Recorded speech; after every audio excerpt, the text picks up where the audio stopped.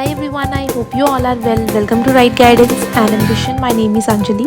So इस video के अंदर मैं आपके साथ next 2 important long question discuss करने वाली हूँ from the unit 4 which is based on civil disobedience movement. So इससे पहले मैं आपके साथ यूनिट 1, 2 एंड 3 के इंपॉर्टेंट लॉन्ग क्वेश्चन डिस्कस कर चुकी हूँ. जिन्होंने अभी तक वो वीडियोस नहीं देखी हैं उनके लिंक जो है डिस्क्रिप्शन में दे दिया है.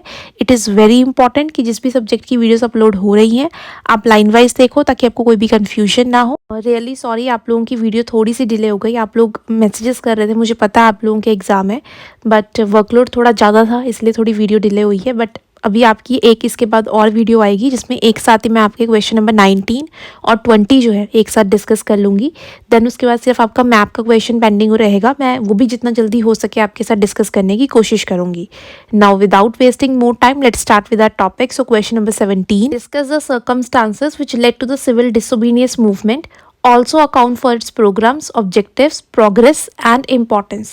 सबसे पहले आपने लिखना है introduction. The civil disobedience movement launched by Mahatma Gandhi was an important movement which led a very significant and pivotal role in the freedom movement of India. सबसे पहले सिविल डिसोबीडियंस मूवमेंट क्या है? जितने भी सिविलियन लोग हैं वो लोग ब्रिटिशर्स के खिलाफ डिसओबीडियंट हो जाएंगे, मतलब उनका कोई भी कहना नहीं मानेंगे. इस मूवमेंट को लॉन्च किया था महात्मा गांधी ने और ये बहुत ही इम्पॉर्टेंट सिग्निफिकेंट मूवमेंट थी जिसने काफ़ी हद तक लोगों को यूनाइट कर दिया था ब्रिटिशर्स के against. It started on 12 March 1930. तो सिविल डिसोबीडियंस मूवमेंट इंडिया में कब स्टार्ट होता है? 12 मार्च 1930 को. Gandhi ji himself started the civil disobedience movement by breaking the obnoxious salt law. Britishers ने एक कानून बनाया था बहुत बुरा सॉल्ट लॉ से रिलेटेड. उन्होंने बोला था कि आप ना ही सॉल्ट कलेक्ट कर सकते हो ना ही बेच सकते हो. सिर्फ और सिर्फ ब्रिटिशर्स की मोनोपोली थी इस चीज़ पर कि वही जो है सॉल्ट बेचेंगे और काफ़ी हाई टैक्स जो था वो इस चीज़ पर लगाते थे. सॉल्ट जैसे आपको पता है एक बेसिक चीज़ है जो हर चीज़ में यूज़ होता था उस टाइम पर. तो इस लॉ को ब्रेक कर कर गांधी जी ने सिविल डिसोबीडियंस मूवमेंट जो है ये लॉन्च किया था. नेक्स्ट आपकी हेडिंग है सर्कमस्टांसेस कि किन कंडीशंस के अंडर रहते हुए गांधी जी ने सिविल डिसोबीडियंस मूवमेंट लॉन्च किया था इंडिया में. सबसे पहला है formation of Swaraj party. Gandhi ji suspension of the non cooperation movement was criticised by the many Congress leaders like Motilal Nehru and CR Das. इससे पहले सिविल डिसोबीडियंस लॉन्च करने से पहले गांधी जी ने एक बहुत बड़ा मूवमेंट और भी लॉन्च किया था जिसका नाम था नॉन कॉपरेशन मूवमेंट कि हम ब्रिटिशर्स के साथ कॉपरेट नहीं करेंगे. 1920 में 2 साल बाद नॉन कॉपरेशन मूवमेंट को गांधी जी ने वापस ले लिया था 1922 में, जिसकी वजह से बहुत सारे जो पॉलिटिकल लीडर्स हैं जो कांग्रेस के उस टाइम पर थे वो गांधी जी से नाराज़ हो गए. उन्होंने उनको क्रिटिसाइज़ किया कि इतने अच्छे टाइम पर जब मूवमेंट काफ़ी अच्छा चल रहा है आपने उसको वापस क्यों लिया. तो जिसमें एक लीडर का नाम है Motilal Nehru and the second is CR दास. उन लोगों ने अपनी खुद की पार्टी जो है वो बनानी सोची और वो कांग्रेस से अलग हो गए. So who wanted to enter the legislative councils and to obstruct the government. They set up the Swaraj party in December 1922. तो उसी साल उन्होंने अपनी अलग से पार्टी बनाई 1922 में. The working of the Swarajist party in the legislative assembly of India expose the autocratic and irresponsible nature of the government. तो उन्होंने बोला हम अपने तरीके से अब जो है ब्रिटिश गवर्नमेंट के साथ टैकल करेंगे. उन्हें जो है जो उनका ऑटोक्रेटिक रूल है जो वो डिक्टेटर बन रहे हैं इंडिया में, लोगों के राइट्स छीन रहे हैं, इररिस्पॉन्सिबल नेचर है, उसके खिलाफ जो है वो एक्शन लेंगे और गवर्नमेंट को एक्सपोज करेंगे. तो स्वराज पार्टी के बनने की वजह से भी कहीं ना कहीं एक सिचुएशन क्रिएट हो गई जिसमें इंडियंस डिवाइड हो रहे थे. गांधी जी को लग रहा था कि टाइम के साथ ऐसी बहुत सारी पार्टीज बन जाएंगी और सबके अपने इंटरेस्ट होंगे जिसकी वजह से वो यूनाइट होकर ब्रिटिशर्स से जो है फाइट नहीं कर पाएंगे. सेकेंड पॉइंट है unrest fermented by the Simon commission 1928 AD. In 1927, British government appointed a commission under the chairmanship of Sir John Commission. So 1927 के अंदर ब्रिटिश गवर्नमेंट एक कमीशन यानी एक कमेटी बनाती है किसकी चेयरमैनशिप के under? Sir John Simon. The commission was appointed to study the reforms of 1919 and suggest further measures for the constitutional reforms. So ये जो कमीशन है यानी कमेटी जो है इसको क्यों अपॉइंट किया जाता है? ताकि 1919 का जो एक्ट था जिसको हम ब्लैक एक्ट भी कहते हैं इंडिया में, जिसमें काफ़ी सारे रिफॉर्म्स आए थे, उस चीज़ को चेक करने के लिए साथ के साथ इंडिया में जो कॉन्स्टिट्यूशन बनेगा फ्यूचर में उसमें कौन कौन से रिफॉर्म्स होने चाहिए, कौन कौन से प्रोविजंस डालने चाहिए. सो फर्स्ट इंडिया का पहले सर्वे होगा, उसके अकॉर्डिंग जो है वहाँ पे कॉन्स्टिट्यूशनल मेजर्स जो हैं उसमें डाले जाएंगे. The commission had no Indian member in it, और इस कमेटी के अंदर कोई भी इंडियन मेंबर नहीं था। The Indians boycotted this all white commission, तो इंडियंस ने इसको बॉयकॉट किया, उन्हें जो है ब्लैक फ्लैग दिखाए कि हम लोग जो है इस कमीशन को एक्सेप्ट नहीं करते हैं। Therefore when this commission arrived in India it face protest all over the country. So ये कमीशन जब इंडिया में 1928 में आया तो हर किसी एरिया में जो है इनके खिलाफ प्रोटेस्ट होने स्टार्ट हो गए। Black flags were shown, demonstrations and हड़ताल टुक प्लेस, हर जगह जो है इन्हें काले झंडे दिखाए गए, डेमोन्स्ट्रेशंस और रैलीज की गई, हड़ताल हुए पूरे कंट्री में। And the cry for Simon go back, और हर किसी ने यही स्लोगन जो है बोला कि साइमन गो बैक, वापस चले जाओ अपने देश में। This agitation against the Simon commission give a new strength to the national movement of India. इसी एजिटेशन की वजह से एक नया स्ट्रेंथ मिलता है इंडिया में नेशनल मूवमेंट को लॉन्च करने का, कि अभी ब्रिटिशर्स जो है बहुत ही एक्सट्रीम स्टेप ले रहे हैं इंडिया में, सो अभी कोई ऐसा मूवमेंट लाने की ज़रूरत है उनको स्टॉप करने के लिए। थर्ड पॉइंट है success of Bardoli Satyagraha under Vallabh Bhai Patel. In 1928, authorities raised the land revenue in Bardoli, Gujarat, though the region was already adversely affected by famine and floods in 1925 and the people were living in miserable conditions. 1928 के अंदर गुजरात में एक जगह थी बरदौली, वहाँ पर सरकार ने लैंड रेवेन्यू बहुत इंक्रीज़ कर दिया, यानी टैक्स काफ़ी इंक्रीज़ कर दिया कि उस एरिया में फैमीन का मतलब होता है काफ़ी लंबे समय तक कुछ भी प्रोड्यूस ना कर पाना और काफ़ी लोगों की डेथ हो जाना जिसमें उनके पास खाने के लिए कुछ भी नहीं है।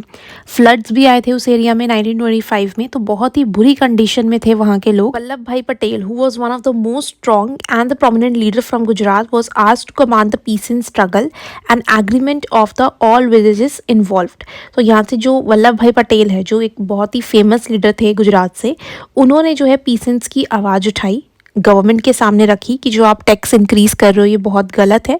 The government used all the method to terrorise the villagers, तो गवर्नमेंट ने सारे तरीके अपना लिए थे ताकि वो उन विलेजर्स को डरा सके, धमका सके और फोर्सेबली उनकी जो ज़मीनें हैं वो हड़ता सके अगर वो टैक्स नहीं दे पा रहे हैं। Finally an inquiry was made by the Bombay government into the level of enhancement, और फाइनली जब सरदार वल्लभ भाई पटेल जो है इसमें आवाज़ उठाते हैं, जो लीडर्स है कांग्रेस के उनको इन्वॉल्व करवाते हैं, तो फाइनली एक जो इंक्वायरी कमेटी है वो बिठाई जाती है चेक करने के लिए। It decided to restore the seized properties and reduce the rate of increase in tax. तो वो कमेटी जो है फाइनली ये बोलती है कि जो भी प्रॉपर्टीज सीज की गई हैं लोगों की वो वापस की जाएँ और साथ ही साथ जो टैक्स इंक्रीज़ किया गया है उसको भी कम किया जाए। ये जो बरदौली सत्याग्रह था काफ़ी हद तक सक्सेसफुल हुआ और जो भी डिमांड्स थी पीसेंट की वो पूरी की गई। तो गवर्नमेंट को कहीं ना कहीं ये समझ आ चुका था कि अब जो लोग हैं वो काफ़ी एग्रेसिव हो चुके हैं उन लोगों से, अगर वो कोई भी स्टेप लेते हैं, अगर उन्होंने वो डिमांड नहीं मानी तो वो जो है एक मूवमेंट में कन्वर्ट हो सकती है। तो यानी कि हम ये मान सकते हैं कि कहीं ना कहीं गांधी जी को ये चीज़ समझ आ गई थी कि अगर वो नेशनल मूवमेंट अब लॉन्च करेंगे, जैसे सिविल डिसोबीडियंस उन्होंने 1930 में किया, कि अब जो लोग हैं उनका साथ देंगे ब्रिटिशर्स के अगेंस्ट। पॉइंट है rise of socialism. In late 1920s witness the emergence of the new trend of socialism. Jawaharlal Nehru and Subhash Chandra Bose help to bring socialism in the Congress. 1920s में जाकर इंडिया में सोशलिज्म यानी कि समाजवाद की भावना जो है वो स्टार्ट हुई, जिसमें सोशल वेलफेयर के लिए उन लोगों ने कहा कि हमें काम करना चाहिए। सोसाइटी के अंदर जितनी भी कम्युनिटीज़ है, जितने भी सेक्शन ऑफ पीपल हैं, उन सबको साथ में लेके चलना है। जवाहरलाल नेहरू और सुभाष चंद्र बोस ने सबसे ज़्यादा जो है स्ट्रेस दिया सोशलिज्म पे, और गवर्नमेंट में कोशिश की कि ऐसी पॉलिसीज़ बननी चाहिए जिसमें हम हर किसी को इन्वॉल्व करें नेशनल मूवमेंट में। Young India nationalist began gradually to turn to socialism. इसके साथ साथ उन्होंने एक ग्रुप बनाया यंग इंडिया नेशनलिस्ट का, जिनका स्पेसिफिक यही काम था कि समाज में किस तरीके से सुधार लेके आना है, चीज़ों को ठीक करना है, and to advocate radical solutions. तो उसके लिए इमीडिएट सॉल्यूशंस होने चाहिए। The political, economic and social ills from which the country was suffering. So यहाँ पर उनका मेन फोकस क्या था कि समाज के अंदर जो भी बुराइयाँ चल रही हैं राजनीतिक तौर पर, आर्थिक तौर पर और सामाजिक तौर पर, उन सारी बुराइयों को ख़त्म करना है ताकि लोग जो है कंट्री में डेवलप हो सके। फिफ्थ पॉइंट है revolutionary activities. After the withdrawal of the non cooperation movement by Gandhi ji, revolutionary programmes were in full swing.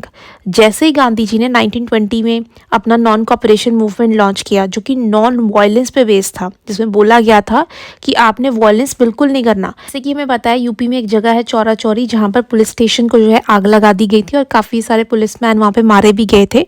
तो इस वायलेंट एक्टिविटी को देखते हुए गांधी जी ने नॉन कॉपरेशन मूवमेंट को वापस ले लिया था।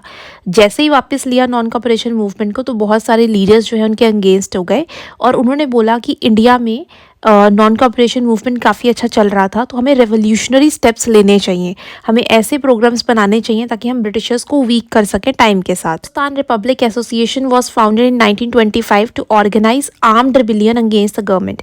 HRA ये एक ग्रुप था जो कि 1925 में बनाया गया था। इस ग्रुप का मेन पर्पस क्या था कि आर्म्ड रिबेलियन, यानी हाथों में हथियार उठाने हैं अगर हमें सरकार से अपनी आज़ादी चाहिए। They undertook activities like murder of British officers, तो बहुत सारे जो ब्रिटिश ऑफिसर्स हैं उनको मारा भी गया। आर्म्ड रॉबरीज, बहुत सारे हथियारों का इस्तेमाल कर कर पुलिस वेपन्स को चुराया गया, उनके पैसे चुराए गए। बेसिकली यहाँ पे क्या कहने की कोशिश कर रहे हैं कि जैसे ही non cooperation movement Gandhi ji ने वापस लिया, उसके बाद इंडिया में काफ़ी वॉयलेंट एक्टिविटीज स्टार्ट हो गई। लोगों ने हाथों में हथियार उठा लिए, ग्रुप्स बनने स्टार्ट हो गए, जिसमें लोगों ने हथियारों की मदद से जो ब्रिटिशर्स को है चैलेंज करना स्टार्ट किया। Assassination of Saunders in Lahore on 17 December by Bhagat Singh highlighted the depth of feeling among some younger political activist. अब यहाँ पर जो सॉन्ड्रेस है, एक ब्रिटिश ऑफिशियल थे जिनकी हत्या जो है भगत सिंह ने की थी 17 दिसंबर लाहौर में। यहाँ से हाईलाइट होता है कि जितने भी यंगस्टर्स थे वो काफ़ी हद तक अंगेंस्ट हो चुके थे ब्रिटिशर्स के खिलाफ और रेडिकल हो चुके थे, उन्होंने हथियार उठा लिए थे ब्रिटिशर्स के खिलाफ। All young man involved in Kakori conspiracy case were captured and sentence. तो जितने भी जो काकोरी कॉन्स्पिरेसी केस था जिसमें षड्यंत्र रचा गया था ब्रिटिशर्स के खिलाफ, उनमें जितने भी लोग इन्वॉल्व थे उनको पकड़ा गया, उन्हें जो है डेथ सेंटेंस डिक्लेयर किया गया। ऐसे जो प्रोमिनेंट नाम थे, एक था नाम राम प्रसाद बिस्मिल और दूसरा अश्वकुल्ला, जिनको डेथ सेंटेंस दिया गया था। और साथ के साथ जब इनकी डेथ हो गई तो जो नए लीडर बनते हैं, जो पार्टी को लीड करते हैं, वो थे चंद्रशेखर आज़ाद, जिन्होंने 1928 में हिंदुस्तान रिपब्लिक एसोसिएशन का जो काम है वो संभाला। नेक्स्ट पॉइंट है पूर्ण Swaraj resolution of 1929। In 1929, having a meeting with Ramsay MacDonald, the Prime Minister of England, Lord Irwin returned to India and declared that the object of British government was to grant Indian Dominion status. 1929 के अंदर जो यहाँ पर India के Lord governor general थे वो Britain में गए और ब्रिटेन में वहाँ की जो पीएम है रामसे मैकडोनाल्ड, उनके साथ मीटिंग करते हैं और जब वापस आते हैं तो इंडिया में क्या डिक्लेयर करते हैं, इंडिया को फुल कंप्लीट इंडिपेंडेंस नहीं मिलेगी, इंडिया जो है एक डोमिनियन कंट्री यानी ब्रिटिश गवर्नमेंट के अंडर जो है वो काम करेगी। Following this declaration Gandhi along with other national leaders requested the Governor General to adopt a more liberal attitude in solving the constitutional crisis. तो जैसे ही गांधी जी को पता लगता है, वो बाकी सारे नेशनल लीडर्स के साथ मिलकर गवर्नर जनरल, जो उस टाइम पे लॉर्ड इरविन थे, उनके पास जाते हैं और बोलते हैं कि थोड़ा सा आपको जो है लिबरल एटीट्यूड अपनाना चाहिए ताकि जो कॉन्स्टिट्यूशनल क्राइसिस है कि इंडिया जो है डिमांड कर रहा है मोर फ्रीडम मोर राइट्स, और आप लोगों को थोड़े से जो है उसके खिलाफ लिबरल एटीट्यूड अपनाना चाहिए। None of the effort was made by the Congress received any favourable response from the British government. तो जितने भी डिमांड किए गए थे, जो भी बातें उनसे कही गई थी, उस पर कोई भी एक्शन नहीं लिया गया था ब्रिटिश गवर्नमेंट द्वारा। At the historic annual session of Congress in Lahore in 1920, the Congress committed itself to be a demand for पूर्ण स्वराज और complete independence। जब कांग्रेस के जितने भी मेंबर्स हैं उन्हें पता लगता है कि ब्रिटिश गवर्नमेंट बिल्कुल भी मूड में नहीं है इंडियन लोगों को इंडिपेंडेंस देने में और ना ही कोई राइट और लिबर्टीज़ देने में। एट दैट टाइम जब कांग्रेस का सेशन होता है 1929 में लाहौर में, तो कांग्रेस के लीडर्स जो हैं यहाँ से डिक्लेयर करते हैं कि इंडिया जो है पूर्ण स्वराज की डिमांड रखता है, यानी कि फुल कंप्लीट इंडिपेंडेंस। हमें जो है कोई भी यहाँ पर ब्रिटिशर नहीं चाहिए जो इंडिया के लिए रूल बनाए, हमें अपनी कंट्री जो है इंडिपेंडेंट चाहिए। Issued a call to the country to celebrate 26 January as Purna Swaraj day. तो उन्होंने कंट्री के लोगों को बोला कि 26 जनवरी को आप पूर्ण स्वराज डे यानी कि कंप्लीट इंडिपेंडेंस डे की तरह सेलिब्रेट करोगे। तो आपकी हेडिंग है objectives and programmes of civil disobedience movement, कि क्या मेन उद्देश्य थे इस मूवमेंट के। सबसे पहला है to protest against the British rule, कि ब्रिटिश रूल के अगेंस्ट जो है प्रोटेस्ट करना है। सेकेंड पॉइंट है to violate the salt laws as a symbol of India's refusal to obey unjust British rule, और जो भी इंडिया में ब्रिटिशर्स के अनजस्ट रूल हैं जिससे वो इंडियंस को एक्सप्लॉइट कर रहे हैं, वो सारे लॉज जो है उन्हें वॉयलेट करने हैं सो दैट उनको पता लगे कि इंडियंस उनके खिलाफ हैं। Third point, non payment of land revenue and rent और अदर टैक्सेस, ब्रिटिशर्स को कोई भी पेमेंट नहीं देनी है, टैक्स नहीं देना, कोई भी रेंट नहीं देना है। Fourth point, boycott of courts, legislature, elections and government function, सरकार का कोई भी एडमिनिस्ट्रेटिव फंक्शन जो है उसमें पार्टिसिपेट नहीं करना, कोर्ट जो है वहाँ पर नहीं जाना। तो ये सारी चीज़ें जो है बॉयकॉट करनी है जो ब्रिटिश सरकार द्वारा चलाई जा रही है।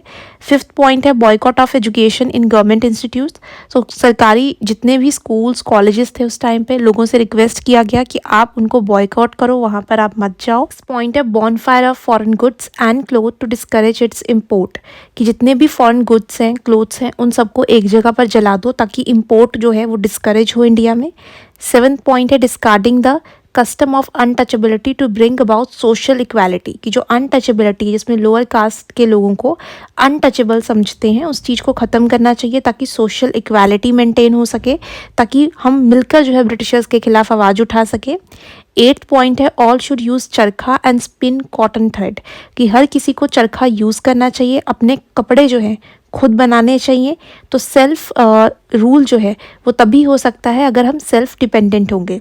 नाइन्थ पॉइंट है peaceful picketing of shops selling liquor and other intoxicant, तो जो भी ऐसी दुकानें हैं जो इंटॉक्सिकेंट्स और शराब जैसी चीज़ें बेच रहे हैं, ब्रिटिशर्स अपने फ़ायदे में बेच रही हैं, ऐसी चीज़ों से उन्हें बहुत टैक्स मिलता था, तो ऐसी शॉप्स के सामने पीसफुली जो है प्रोटेस्ट करना है। पॉइंट है मास स्ट्राइक्स और डेमोन्स्ट्रेशंस करने हैं ताकि हमें आज़ादी मिल सके। 11th पॉइंट है रिज़ाइनिंग गवर्नमेंट जॉब्स, जितनी भी सरकारी नौकरियां हैं उन सबसे रिज़ाइन कर देना चाहिए। Not to join civil military and police services, तो किसी भी सर्विस को ज्वाइन नहीं करना है ताकि जो ब्रिटिशर्स हैं वो टाइम के साथ वीक हो जाएं। 12th पॉइंट है to break the laws without indulging in any violence and to keep the movement peacefully, हर एक कानून को तोड़ना है बट उसमें वायलेंस नहीं होना चाहिए, पीसफुली जो है हमने मूवमेंट करनी है और इसमें किसी भी तरीके का वायलेंस नहीं दिखाना है। नेक्स्ट आपकी हेडिंग है प्रोग्रेस ऑफ द मूवमेंट, कि किस हद तक ये मूवमेंट जो था इंडिया में प्रोग्रेस हुआ।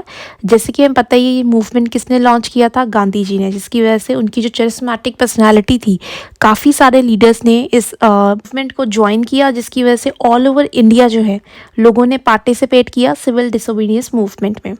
इन all the provinces people displayed superb and wonderful spirit of self sacrifice, हर जगह पर लोगों ने चीज़ों को सेक्रीफाइस करना स्टार्ट किया, डिसिप्लिन मेंटेन किया and pursued above programmes with great enthusiasm. तो सरकार जो भी बोल रही थी उन सारी चीज़ों को उन्होंने बॉयकॉट किया, क्योंकि ये सारी चीज़ें उन्हें किसने बोला था करने के लिए, गांधी जी ने और नेशनल लीडर्स ने। And Gandhi ji's appeal thousands of women even from orthodox and the aristocratic families come forward to take up the work of picketing at liquor shops. तो गांधी जी के कहने पर कितनी ही हज़ारों वुमेन जो अपने घर से बाहर निकली, जो पुरानी सोच की थी, इवन रिच फैमिलीज़ की वुमेन भी सामने आई, ताकि वो जो लिकर शॉप्स है, जो शराब उस टाइम पर ब्रिटिश सरकार बेच रही थी और टैक्स कलेक्ट कर रही थी, उस चीज़ को बंद करवाया जा सके। The noble and the great example set by the women inspired and brought up the man to the forefront. तो इस मूवमेंट से ये समझ आया कि वुमेन ने भी बढ़ चढ़ कर पार्टिसिपेट किया सिविल डिसोबीडियंस मूवमेंट में। The flames of this movement also fanned in the northwestern frontier province, the home of the furnace wall like Pathans। तो ये एरिया जो नॉर्थ वेस्ट फ्रंटियर प्रोविंस वाला है वहाँ पर भी सिविल डिसोबीडियंस काफ़ी हद तक फेमस हुआ, जहाँ पर मेजरली पठान्स लोग रहते थे। Khan Abdul Ghaffar Khan, popularly known as frontier Gandhi, under the banner of his organisation Khudai Khidmatgar, actively participated in the movement with his volunteers who dressed up in red shirts। So Khan Abdul Ghaffar Khan जो थे, जिनको फ्रंटियर गांधी कहा जाता था, उन्होंने भी इस मूवमेंट में बढ़ चढ़कर पार्टिसिपेट किया। इवन उनकी एक ऑर्गेनाइजेशन थी जिसका नाम था खुदाई खिदमतगार, सर्वेंट्स ऑफ गॉड। उनके वॉलंटियर्स ने भी इस सिविल डिसोबीडियंस में पार्टिसिपेट किया। और इनके जो वॉलंटियर्स थे वो रेड शर्ट्स पहनते थे, उनकी यूनिफॉर्म थी ये, जिसकी वजह से इन्हें रेड शर्ट्स या लाल कुर्ती भी कहा जाता था। खान अब्दुल खान गाफर ने भी जो सिविल डिसोबीडियंस मूवमेंट है उसको फेमस करने के लिए अपने एरिया में काफ़ी काम किया, जिसकी वजह से उन्हें फ्रंटियर गांधी भी कहा जाता है। तो फर्स्ट पॉइंट है कि इस मूवमेंट के दौरान इंडियंस ने ये देख लिया था कि अगर उन्हें आज़ादी चाहिए तो उन्हें जो है किसी भी चीज़ से डरना नहीं चाहिए। अगर ब्रिटिशर्स कोई भी उनके खिलाफ स्टेप उठाते हैं, उनके खिलाफ लाठी चार्ज करते हैं, जो भी वो स्ट्रिक्ट एक्शन लेते हैं, अगर वो यूनाइटेड हैं, अगर वो पीसफुली प्रोटेस्ट कर रहे हैं, तो ब्रिटिशर्स उनका कुछ भी नहीं कर पाएंगे। तो हर तरीके के जो फियर्स था उनके मन से गायब हो चुका था। सेकेंड पॉइंट है the confidence of the classes and masses in Gandhi for carrying out such movement was strengthen. तो जितने भी क्लासेस और तबके के लोग थे, जितने भी सेक्शन ऑफ पीपल थे, वो सारे गांधी जी के साथ आए और मिलकर जो है उन्होंने इस मूवमेंट को स्ट्रेंथन किया। थर्ड पॉइंट है on the British side the government suffered huge losses in respect of revenue. अब जैसे कि हमें पता है इस मूवमेंट के अंदर उन्हें स्कूल कॉलेज जाना बंद कर दिया, कोर्ट जाना बंद कर दिया, जो कपड़े हैं ब्रिटिशर्स के वो जलाने शुरू कर दिए, गुड्स एंड सर्विसेज जो है वो लेनी बंद कर दी ब्रिटिशर्स की, जिसकी वजह से जो रेवेन्यू था, जो टैक्स था, वो काफ़ी कम हो गया ब्रिटिशर्स का। फोर्थ पॉइंट है कि सिविल डिसोबीडियंस मूवमेंट को इलिटरेट और पुअर फार्मर्स ने भी सपोर्ट किया। तो ये काफ़ी स्पेक्टेकुलर था कि सारे सेक्शन ऑफ पीपल जो है इस मूवमेंट के साथ जुड़ रहे हैं। जो वर्कर्स थे उन्होंने भी प्रोटेस्ट किए, इंडस्ट्रीज़ के अंदर डेमोन्स्ट्रेशंस किए। तो हर सेक्शन ऑफ पीपल ने अपनी तरफ से कोशिश की है कि इस मूवमेंट को ज्वाइन कर सके और ब्रिटिशर्स को वीक कर सके। पॉइंट है कि इंडिया के हर एक कोने से जो है लोगों ने इसको आके ज्वाइन किया। The geographical reach of the movement was immense, यानी कि बहुत कम ही ऐसे एरिया बचे थे जहाँ पे सिविल डिसोबीडियंस मूवमेंट देखने को नहीं मिला। सिक्स पॉइंट है it brought out women out of their homes. घरों से निकलकर वुमेन ने भी इस चीज़ में पार्टिसिपेट किया फ्रीडम स्ट्रगल में। सेवेंथ पॉइंट है the movement also apprise the Indian people about the true nature and the design of the British rule and also mark there loss of faith in the British government. इस movement से लोगों में awareness आई, उन्हें actual reason पता लगा कि government उनके साथ क्या कर रही है, उन्हें एक्सप्लॉइट करती जा रही है, और जो उनका विश्वास था सरकार पे कि सरकार उनके लिए कुछ अच्छा करेगी, वो चीज़ उनके मन से बिल्कुल गायब हो चुकी थी इस मूवमेंट के बाद। लास्ट आपका 8 पॉइंट है कि बहुत सारे एंटी गवर्नमेंट जो ग्रुप्स है वो बनने स्टार्ट हुए, जिसमें एंटी ज़मींदार ग्रुप बनने स्टार्ट हुए ताकि गवर्नमेंट के खिलाफ वो लोग आवाज़ उठा सके। सो 1934 में एक ग्रुप बनता है सोशलिस्ट ग्रुप, और उसके अलावा किसान सभा ग्रुप बनता है एंटी ज़मींदार, ज़मींदारों के खिलाफ, ताकि वो लोग आवाज़ उठा सके, ताकि ज़मींदार उन्हें एक्सप्लॉइट ना करें। एंड में conclusion 4 to 5 lines and it is very important to write the conclusion in the end. इससे आपका आंसर जो है कंक्लूड हो जाएगा। कोई भी इंपॉर्टेंट लाइन्स जो हमने पूरे क्वेश्चन में डिस्कस की हैं आप एंड में लिख सकते हो। इनकेस आपको लाइंस नहीं पता लगेंगी, मैंने आपके लिए यहाँ लाइंस लिख दी हैं, आप यहाँ से रीड कर लेना, बट कंक्लूजन लिखना is must. Now question number 18, describe the various phases of the civil disobedience movement and also discuss its impact. सबसे पहले आपने लिखना है इंट्रोडक्शन, और इंट्रोडक्शन आपका सेम एज इट इज़ रहने वाला है क्वेश्चन नंबर 17 की तरह, क्योंकि ये क्वेश्चन भी आपका सिविल डिसोबीडियंस मूवमेंट पे बेस्ड है। इंट्रोडक्शन लिखने के बाद देन आपने हेडिंग डालनी है first phase of civil disobedience movement, March 12, 1930, March 5, 1931। So ये सिविल डिसोबीडियंस की डेट है, प्लीज़ डेट याद रखना, हो सकता है शॉर्ट क्वेश्चंस में भी आपको ये पूछी जाए। अब यहाँ पर जो लाइन अंडरलाइंस हैं, सिर्फ आपने वही लाइंस जो है अपने आंसर में तैयार करनी है। तो फर्स्ट हेडिंग है आपकी दांडी मार्च। गांधी जी ने जो ये सिविल डिसोबीडियंस मूवमेंट है इसको इनॉग्रेट यानी इसकी शुरुआत कहाँ से की थी? सी कोस्ट ऑफ दांडी, यानी कि दांडी एक जगह है गुजरात में, और वहाँ पे समंदर के किनारे उन्होंने इस चीज़ को स्टार्ट किया था। He launched the salt Satyagraha. Civil disobedience को सॉल्ट सत्याग्रह भी कहते हैं, क्योंकि गांधी जी ने क्या किया था, एक मार्च स्टार्ट की थी जो 12 मार्च 1930 से स्टार्ट किया, और वो कहाँ से स्टार्ट किया था? साबरमती आश्रम से। और कहाँ तक गए थे? वो दांडी तक चलकर गए थे अपने 78 फॉलोअर्स के साथ। उन्होंने वहाँ पर अपने हाथ में सॉल्ट लिया और उसको क्या रिप्रेजेंट किया कि आज के बाद जो भी ब्रिटिशर्स के बनाए हुए सॉल्ट कानून है हम इसको नहीं मानेंगे। ये इंडियंस को एक्सप्लॉइट करने के लिए बनाए हुए कानून है, जिसमें ये लिखा हुआ था कि इंडियंस जो है ना सॉल्ट कलेक्ट कर सकते हैं ना उसको बेच सकते हैं, और इन्होंने काफ़ी हाई टैक्स लगाया था सॉल्ट पे। इसी चीज़ को ब्रेक करने के लिए गांधी जी ने इस मूवमेंट को नाम दिया सॉल्ट सत्याग्रह और साथ ही साथ इसको नाम दिया गया सिविल डिसोबीडियंस मूवमेंट के थ्रू गांधी जी ने एक क्लियर मैसेज दिया था कि हम जो है ब्रिटिश रूल के अंडर बिल्कुल भी नहीं रहने वाले हैं, ना ही ब्रिटिश कानून को मानेंगे। सो ऑफिशियली तौर पर सिविल डिसोबीडियंस मूवमेंट को लॉन्च किया गांधी जी ने सॉल्ट लॉ को ब्रेक करके। नेक्स्ट आपकी हेडिंग आएगी प्रोग्रेस ऑफ द मूवमेंट, जो मैं आपके साथ क्वेश्चन नंबर 17 में डिस्कस कर चुकी हूँ। सो सेम आपने वही एग्जैक्ट लाइन्स जो है यहाँ पर लिखनी है। ये लाइंस लिखने के बाद नेक्स्ट आपकी हेडिंग आएगी repressive measures adopted by the government.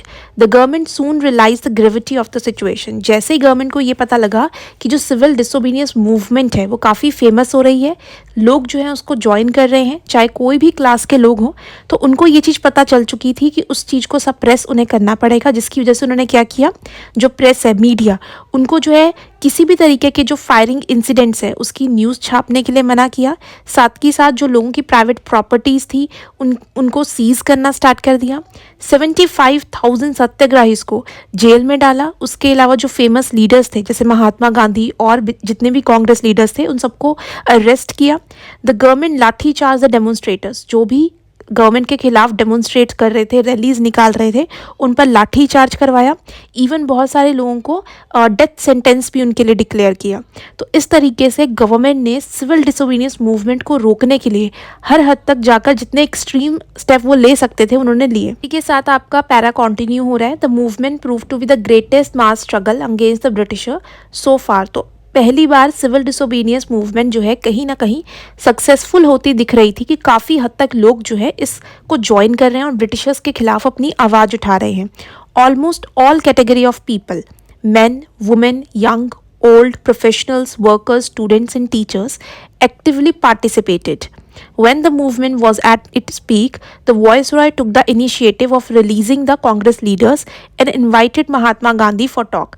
जब ब्रिटिशर्स को ये लगा कि ये मूवमेंट काफ़ी हद तक फेमस हो चुकी है तो उन्होंने जितने भी कांग्रेस लीडर्स हैं उनको जेल से रिलीज़ किया। साथ ही साथ महात्मा गांधी को इनवाइट किया ताकि वो उनके साथ नेगोशिएट कर सके, एग्रीमेंट्स कर सके, जिसकी वजह से गांधी इरविन पैक्ट जो है वो साइन होता है और फाइनली गांधी जी जो है सिविल डिसोबीडियंस मूवमेंट को सस्पेंड कर देते हैं। तो आपकी हेडिंग आएगी गांधी इरविन पैक्ट 5 मार्च 1931। अब ये डिस्कस करते हैं कि ये पैक्ट क्या था ये एग्रीमेंट जिसके चलते गांधी जी ने जो है सिविल डिसोबीडियंस मूवमेंट को सस्पेंड किया था। During the course of civil disobedience movement the Simon commission report had been published and to consider its recommendation the first round table conference was summoned in London in November 1930। जैसे कि मैंने आपको previous question में बताया था कि Simon commission यानी एक ऐसी कमेटी बनाई गई थी जो इंडिया में सर्वे करने आई थी, उसमें कोई भी इंडियन नहीं था। उन लोगों ने जब अपनी रिपोर्ट पब्लिश की तो उन्होंने कुछ रिकमेंडेशंस दी थी जिसको देखते हुए लंदन के अंदर फर्स्ट राउंड टेबल कॉन्फ्रेंस, एक कॉन्फ्रेंस रखी थी जिसमें इंडियन लीडर्स को भी वहाँ पे बुलाया गया था ताकि इंडियन लीडर्स के साथ मिलकर कुछ एग्रीमेंट साइन कर सके। The Congress boycotted the conference, और कांग्रेस उस टाइम पे हमारी मेन पॉलिटिकल पार्टी थी। कांग्रेस से कोई भी लीडर वहाँ पर फर्स्ट राउंड टेबल कॉन्फ्रेंस पे नहीं गया, but other parties like the liberals, Muslims attended it. But बाकी जो स्मॉल पार्टीज थी इंडिया में उस टाइम पे प्रेजेंट, जो जिनके इंटरेस्ट थोड़े से डिफरेंट थे, जो अपनी कम्युनिटी के लिए रिजर्वेशंस डिमांड कर रहे थे, उन लोगों ने जो है वहाँ पे राउंड टेबल कॉन्फ्रेंस लंदन में अटेंड किया जाकर। The absence of the Congress rendered the conference meaningless. अब इतनी बड़ी पॉलिटिकल पार्टी अगर उस कॉन्फ्रेंस का पार्ट नहीं बनती तो कहीं ना कहीं ये जो राउंड टेबल कॉन्फ्रेंस है मीनिंगलेस माना गया, क्योंकि मेजॉरिटी में जो पार्टी यहाँ पे रूल कर रही थी, जिसकी बात लोग सुन रहे थे, सारे प्रोमिनेंट लीडर उसी पार्टी में थे, उस पार्टी ने वहाँ पर जाके पार्टिसिपेट ही नहीं किया। Viceroy Lord Irwin invited the Congress for talk which resulted into Gandhi Irwin pact. Viceroy Lord Irwin ने देखा कि कांग्रेस में से किसी भी पॉलिटिकल पार्टी ने अगर कॉन्फ्रेंस अटेंड नहीं किया तो उन्होंने अपने बेसिस पे जो है महात्मा गांधी को इन्वाइट किया कि आप जो है आओ और एक एग्रीमेंट हमारे साथ साइन करो। सो गांधी इरविन पैक्ट, गांधी जी और इरविन के बीच में एक पैक्ट, एक एग्रीमेंट साइन होता है और ये एग्रीमेंट की डेट क्या है, 5 मार्च 1931। Declare the dominion status was the goal of India's constitutional development, कि इंडिया का एक संविधान कॉन्स्टिट्यूशन लिखा जाएगा और उसमें इंडिया को डोमिनियन स्टेटस मिलेगा। मतलब जैसे मर्जी चाहे जो है इंटरनल मैटर्स पे कानून बना सकते हैं, बट जो एक्सटर्नल सब्जेक्ट्स है जैसे कि फॉरेन रिलेशन कैसा रहेगा दूसरी कंट्रीज के साथ, किसी कंट्री के साथ वॉर करनी है, पीसफुल रिलेशन मेंटेन करने हैं, ऐसे डिसीजन जो है वो ब्रिटिशर्स के हाथ में रहेंगे। गांधी जी उस टाइम पे डोमिनियन स्टेटस के लिए मान गए कि चलो एटलीस्ट ब्रिटिशर्स ने एक शुरुआत की है, वो थोड़ी सी फ्रीडम जो है वो इंडियंस को देने लगे हैं, चाहे इंटरनल मैटर्स में ही हम अपने डिसीजंस ले सकते हैं। तो इसी की वजह से उन्होंने सिविल डिसोबीडियंस मूवमेंट जो है वो सस्पेंड कर दिया, क्योंकि उस एग्रीमेंट में यही शर्त थी कि अगर हम आपको डोमिनियन स्टेटस देंगे आपको सिविल डिसोबीडियंस मूवमेंट सस्पेंड करनी पड़ेगी। Second phase of the civil disobedience movement January 1932 1933। अब जैसे कि हम बोल रहे हैं कि सिविल डिसोबीडियंस मूवमेंट तो गांधी जी ने सस्पेंड कर दिया, फिर ये सेकंड फेज क्या है? सेकंड फेज का मतलब है दोबारा से गांधी जी ने इस मूवमेंट को लॉन्च किया। अब उसके बारे में थोड़ी सी स्टोरी हम देखते हैं यहाँ पे क्या है।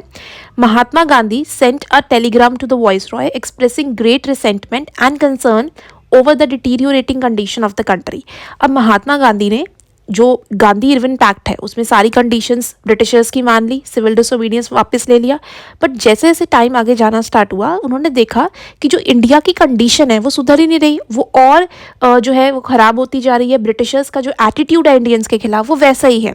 So he specially mentioned about the unwarranted and the uncalled shooting and killing, कि जब दिल करता था ब्रिटिशर्स अगर कोई डेमोन्स्ट्रेशन या रैली हो रही है वहाँ पर गोलियाँ चलवा देते थे, लोगों को मार देते थे, लाठी चार्ज होता था। तो ये सारी चीज़ें जो हो रही थी वो गलत थी। Now there was no option for Gandhi ji but to announce the revival of the civil disobedience movement in early 1932। ये सारी चीज़ें देखकर गांधी जी के पास कोई ऑप्शन नहीं बचा, तो उन्होंने दोबारा से सिविल डिसोबीडियंस मूवमेंट को रीलॉन्च किया 1932 में। नेक्स्ट आपने इसी के साथ पैरा कंटिन्यू करना है। There were occasions when the Congress carried out illegal activity such as secret radio transmitters and the use of atom bomb. Ji की कोई भी मूवमेंट जो थी वो नॉन वायलेंस पे, अहिंसा पे बेस्ड थी, पर जैसे ही उन्होंने दोबारा से इसको रीलॉन्च किया तो इंडिया में जो कांग्रेस लीडर्स है उन्होंने कुछ इलीगल एक्टिविटीज़ करनी स्टार्ट कर दी, बॉम्ब्स का इस्तेमाल करना शुरू किया, ब्रिटिशर्स को अटैक करना स्टार्ट किया, जिसकी वजह से ब्रिटिश सरकार ने फिर से कांग्रेस को एक इलीगल बॉडी डिक्लेयर कर दिया। उसके लीडर्स को अरेस्ट करना स्टार्ट किया, जिसमें जवाहरलाल नेहरू, खान अब्दुल गाफर खान, उन लोगों को पकड़कर जेल में डाला गया। All tactics to create terror in the people. और ये सारी चीज़ें ब्रिटिश सरकार क्यों कर रही थी? ताकि लोगों के मन में डर बैठ जाए और उनके खिलाफ वो कोई भी एक्शन ना ले पाए।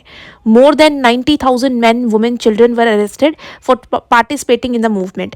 90,000 से ज़्यादा लोगों को पकड़कर जेल में डाला गया ताकि कोई और लोग जो है सड़कों पर ना उतरे। तो यानी कि दोबारा रीलॉन्च करने पर भी कहीं ना कहीं उन्होंने ब्रिटिश सरकार ने पूरा कंट्रोल बना के रखा कि ये मूवमेंट इंडिया में सक्सेसफुल ना हो, ज़्यादा लोग इसको आके पार्टिसिपेट ना करें। आपकी हेडिंग आएगी communal award 16 August 1932। In August 1932 British prime minister mister Ramsay McDonald announced the infamous communal award. According to this award, the Muslim, Sikh, European voters would elect their candidate by voting in separate communal electorate.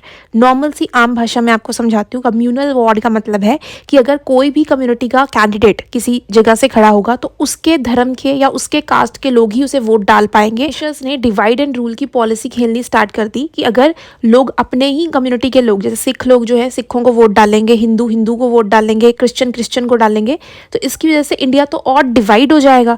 Muslim Muslims को डालेंगे, तो इसकी वजह से उन्होंने क्या किया, 1932 में कम्युनल अवार्ड स्टार्ट किए। ब्रिटिशर्स का एक टैक्टिक था इंडिया को और डिवाइड करने का। अब इसमें सबसे ज़्यादा जो फेमस लीडर निकल के आते हैं जिन्होंने कम्युनल अवार्ड को एक्सेप्ट भी कर लिया था काफ़ी हद तक, वो थे डॉक्टर BR अम्बेडकर, जो डिप्रेस्ड क्लासेस की आवाज़ बने हुए थे। उन्होंने क्या किया कि वहाँ पर जाकर कम्युनल अवार्ड का जो एक्सेप्टेंस है वो मान लिया। अब इसकी वजह से जब गांधी जी को ये चीज़ पता लगी कि डॉक्टर BR अम्बेडकर ने डिप्रेस्ड क्लास के लीडर्स के तौर पर जो कम्युनल अवार्ड है जो रामसे मैकडोनाल्ड ने स्टार्ट किया ब्रिटिशर्स में कि आप इंडिया में अलग से वोट डलवा सकते हो, अपने मेंबर्स को इलेक्शन में जितवा सकते हो, तो जब गांधी जी को ये पता लगा, उन्होंने जो है जेल में थे गांधी जी उस टाइम पर, यड़वाड़ा जेल में, वहाँ पर ही उन्होंने फास्ट रखा कि मैं तब तक फास्ट अपना नहीं तोड़ूंगा जब तक ये चीज़ वापस नहीं ली जाती है डॉक्टर BR अम्बेडकर की तरफ से, या फिर ब्रिटिश सरकार इसको वापस नहीं लेती है। नेक्स्ट आपकी हेडिंग आएगी Poona pact September 25, 1932। The fast unto death by Mahatma Gandhi greatly alarm both the Hindus and the depressed classes. अब गांधी जी उस टाइम पे बहुत ही फेमस पर्सनालिटी थे। जब उन्होंने बोला कि मैं फास्ट करूंगा और जब तक नहीं अपना फास्ट वापस लेता तब तक ये जो कम्युनल अवार्ड है ख़त्म नहीं हो जाते। टाइम पर जितने भी लीडर्स थे वो गांधी जी को खोना अफोर्ड नहीं कर सकते थे। वो एक नेशनल लीडर थे उस टाइम पर जिसकी आवाज़ हर कोने तक पहुंच रही थी और लोग उन्हें सुन रहे थे। They reach an agreement on September 25 and sign pact at Poona by which they agreed to have a joint electorate. तो फाइनली वो लोग जो है एक एग्रीमेंट साइन करते हैं 25 सितंबर को, जिसमें ये बोला गया कि कोई भी सेपरेट इलेक्टोरेट नहीं होगा, जॉइंट इलेक्टोरेट ही होगा। बट उसमें क्या होगा कि डिप्रेस्ड क्लासेस को रिजर्वेशन जरूर मिल जाएगी। तो यहाँ से शुरुआत होती है इंडिया में रिजर्वेशन की, जिसमें डॉक्टर BR अम्बेडकर का बहुत बड़ा रोल है। उन्होंने कहा कि चलो ठीक है, हम सेपरेट इलेक्टोरेट की बात नहीं करते हैं, बट हमें रिजर्वेशन चाहिए डिप्रेस्ड क्लासेस की। In this way the policy of British government to separate the Harijan from the Hindus was foiled. तो इस तरीके से जो ब्रिटिशर्स की चाल थी हिंदूज को और डिवाइड करने की, वो फेल हो गई। नेक्स्ट आपकी हेडिंग है third phase, 1 August 1933 to May 20, 1934 end end of the movement. तो थर्ड फेज अब देखते हैं इसका सिविल डिसोबीडियंस मूवमेंट का और किस तरीके से ये खत्म होती है। In the light of the communal award and Gandhi ji's fast unto death, the civil disobedience movement had lost much of its charm and momentum. जैसे कि हमें पता है कि कम्युनल वार्ड का इशू हुआ, जिसमें इनवाइट किया गया वहाँ पर कि आप अपने अगर कम्युनिटी को सेपरेट इलेक्टोरेट दिलवाना चाहते हो, आप आओ लंदन में हमारे साथ मीटिंग करो, आपको मिल जाएगा। बट इसके खिलाफ गांधी जी जो है फास्ट पर बैठ गए। तो जिसकी वजह से उनका जो फोकस है सिविल डिसोबीडियंस मूवमेंट से हटकर वो कहाँ पर चला गया, डिप्रेस्ड क्लासेस और हरिजन्स पे। The Poona pact give a great jolt to Gandhi ji and his interest the movement decreases. तो उनका जो इंटरेस्ट था ना वो कहीं ना कहीं लूज हुआ। उनका इंटरेस्ट कहाँ चला गया, डिप्रेस्ड क्लासेस और हरिजन्स पे, कि उनको लगा कि वो इस चीज़ पर तो ध्यान ही नहीं दे रहे हैं कि हिंदूज भी डिवाइडेड हैं, कल को जाकर और ज़्यादा प्रॉब्लम आ जाएगी अगर उन्हें कोई बड़ी मूवमेंट लॉन्च करनी है। He now fully engrossed himself for the upliftment of the Harijans. तो उन्होंने कंप्लीटली अपने आप को रोस्ट कर लिया हरिजन्स की अपलिफ्टमेंट और वेलफेयर के लिए। Mahatma Gandhi recommend to the president of the Congress to suspend the movement for a month and 6 weeks. तो महात्मा गांधी ने कांग्रेस के उस टाइम पे जो लीडर थे, जो प्रेसिडेंट थे, उनको ये रिक्वेस्ट किया कि अभी कुछ टाइम के लिए, 1 महीने या 6 हफ्तों के लिए आप सिविल डिसोबीडियंस मूवमेंट को रोक दो। महात्मा गांधी जी ने बाद में जाकर दोबारा से इंडिविजुअल सिविल डिसोबीडियंस मूवमेंट भी लॉन्च किया 1 अगस्त 1933 को, बट ये कोई भी इम्पैक्ट अच्छा नहीं डाल पाया लोगों पे और ये फेल साबित हुआ। Gandhi ji decided to withdraw himself from the active politics in order to devote full time to the welfare of Harijans.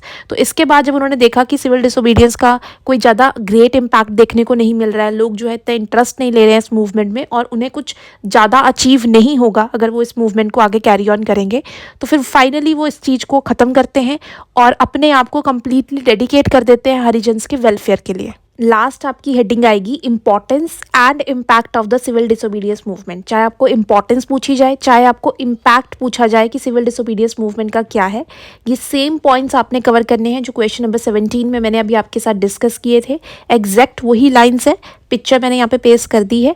Please उसी सीक्वेंस को फॉलो करके अपना आंसर अटेम्प्ट करना जैसे मैंने आपको बताया, if you want to get good marks. और इन केस अगर आपको कोई भी डाउट है आप मुझे कमेंट सेक्शन में पूछ सकते हो। आई विल ट्राई, जितना जल्दी हो सके मैं आपको रिप्लाई करूँगी। आई नो थोड़ा सा भी रिप्लाई मैं नहीं कर पा रही हूँ क्योंकि अभी एग्जाम्स हैं, मैं थोड़ा सा बिजी हूँ, बट मैं फिर भी ट्राई करूँगी जो अगर आपके कोई इंपॉर्टेंट इंक्वायरी है उसको साथ के साथ मैं सॉल्व आउट करूँ। नाउ एंड में conclusion 4 to 5 lines and it is very important to write the conclusion in the end. इससे आपका आंसर जो है कंक्लूड हो जाएगा। कोई भी इंपॉर्टेंट लाइंस जो हमने पूरे क्वेश्चन में डिस्कस की हैं पेन में लिख सकते हो। इनकेस आपको लाइंस नहीं पता लगेंगी, मैंने आपके लिए यहाँ लाइंस लिख दी हैं, आप यहाँ से रीड कर लेना, बट कंक्लूजन लिखना is must. I hope you will find this video informative and helpful. If you have any doubt related to this video or your syllabus, please comment below. Share this video with your friends and subscribe the channel so that you will get the notification on time. All the best achievers. Have a nice day.